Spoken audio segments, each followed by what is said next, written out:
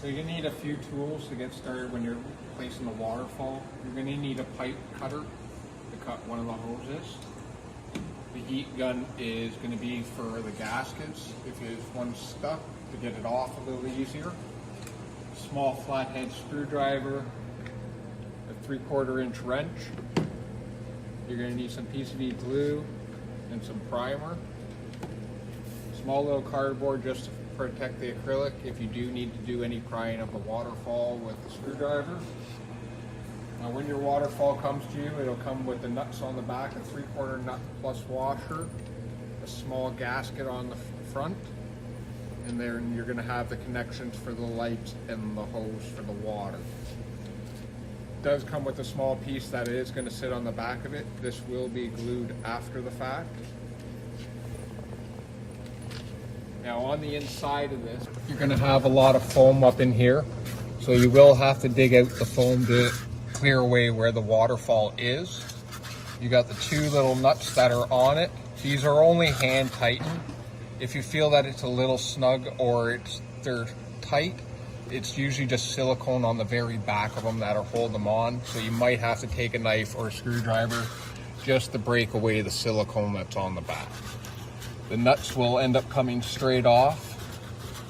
Be careful because it is only a plastic fitting that the nuts are on, so they can break, especially during the colder months. It's not a bad idea if you got a small space heater to put on the inside of the cabinet just to help keep it warm.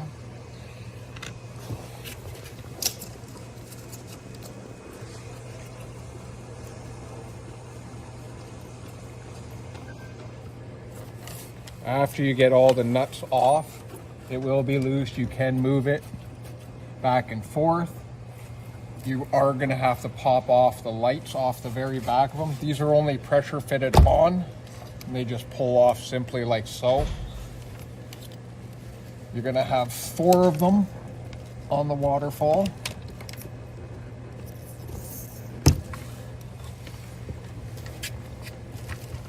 They're right up in the top. So after your lights, they're just going to hang there. And then you're going to have the hose part. So a little wiggle just to get the silicone to kind of break loose. And this is where you can end up having to use that screwdriver. Sometimes just a little bit of a push on the back of it will be enough to get the silicone to separate. So now we've got that all loose up. You take your pipe cutters, or if you don't have a pipe cutter, you want to use just a normal knife to do it. You just want to get as high up as you possibly can.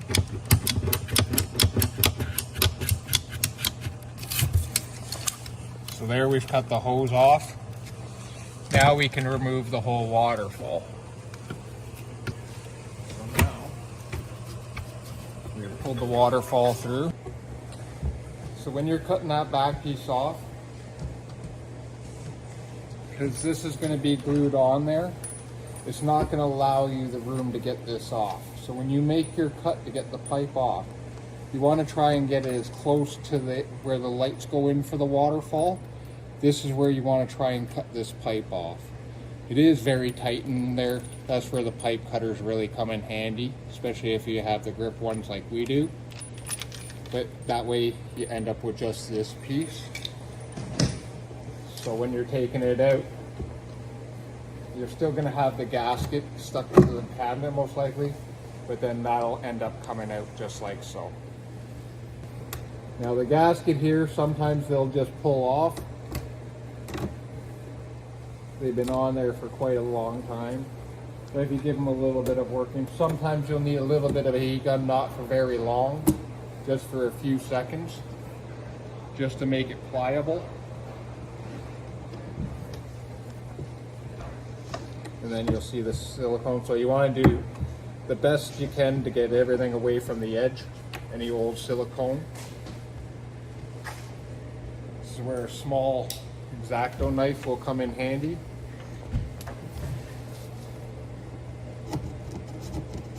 Just to get it to start.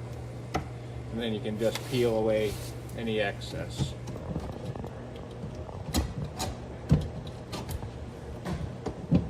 So you just want to give the front of it a cleaning.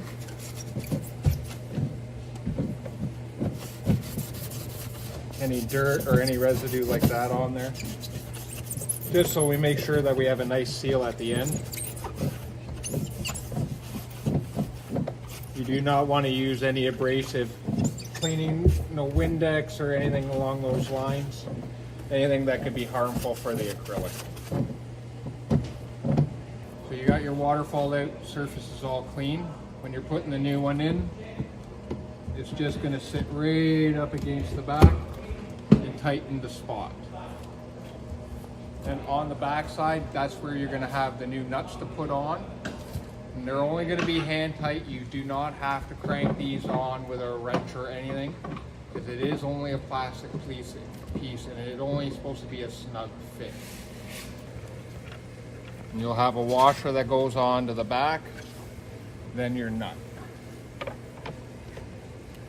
Just do them finger tight until you get both on, and then you'll be able to tighten them both just a little bit by a little bit. Just make sure that you don't have any silicone stopping. And maximize to make sure that you're getting it in all the way. Keep pressure on the front while you tighten the screws and go between each screw. Don't tighten just one. Make sure they're snug, move to the next one, and go back and forth until you get all the strength you can get on.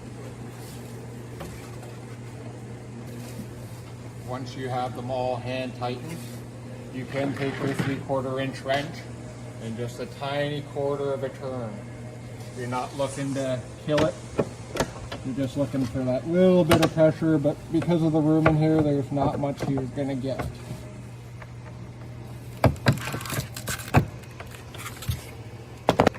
Once you're secured in spot, this is now where we can go for the glue. So you're gonna have the piece that goes on the back. You'll have this on your pre-existing. This will go on just to clamp the hose on, just for an added protection, just to make sure that your glue seals. But whenever you're gluing these, you wanna make sure that the line is dry on the inside. There might be some water residual in the line, so always just make sure you dump it out if there's any kind of water inside of here. You're going to take your primer, stick it inside the hose just to give it a bit of a clean. Same thing on the outside and inside part of the connector. You will also want to use a little bit of primer on the inside, just on the outside of the hose for where the water line is going to connect, just to make sure that it's clean of any debris. So you get to your glue. Now we're going to stick this fitting on first, just that way we can come up with the hose after instead of fighting with it. So now we're going to put the glue, because we know we're going to come inside of here. You're going to put the glue on the outside of this fitting. Make sure don't be too light on it. You want to make sure that you get a good fitting.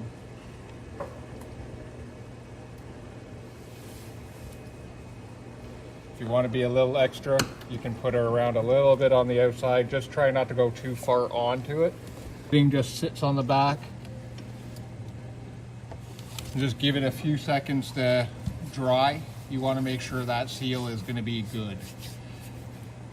That's the only point that you're going to have water flowing through.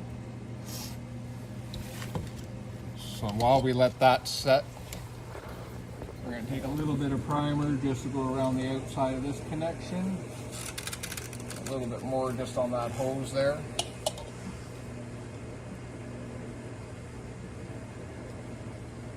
Now when you're doing this hose connection, I prefer to go on the inside of it. That way it just pushes the glue around the edges.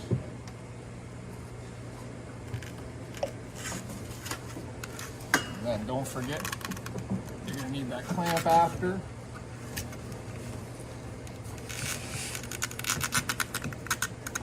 And the hose just gets pushed up as far as you can.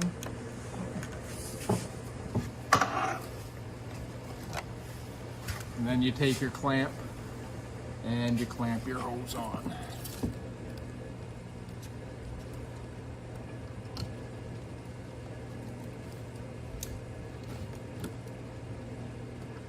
When you're going to hook back up the lights, you'll have 5 open or 3 ports on either side. You're gonna skip the one in the middle, so you're gonna go outside light, light, light, light. So you only have the 1 spares in the middle.